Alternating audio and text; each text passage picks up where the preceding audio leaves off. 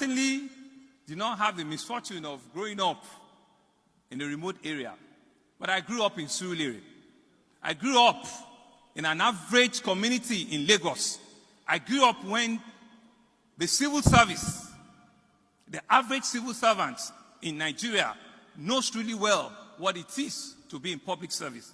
I grew up in a neighborhood where we do not have high walls, in which nobody had fence or gates in front of their house. I grew up in Surulere, where we all can go to our next door neighbor and share in their ice cream and watch television in their houses, and nobody will wonder about what time you need to get home. That was the Nigeria I grew up in. And I worked in a Nigeria where I was sharing with Mr. Murray Bruce, in which I know his village and everything in Bayelsa more than him.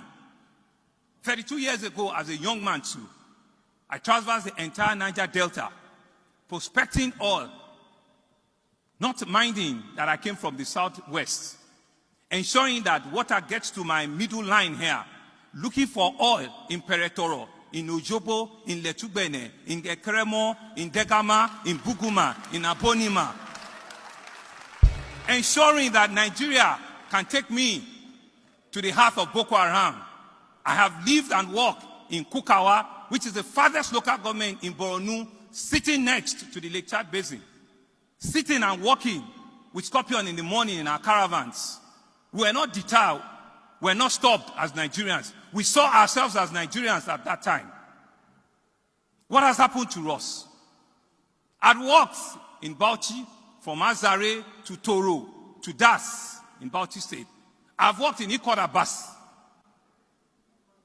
Now I sit in Lagos, in Beria, in Soin. That is the Nigeria of our pride.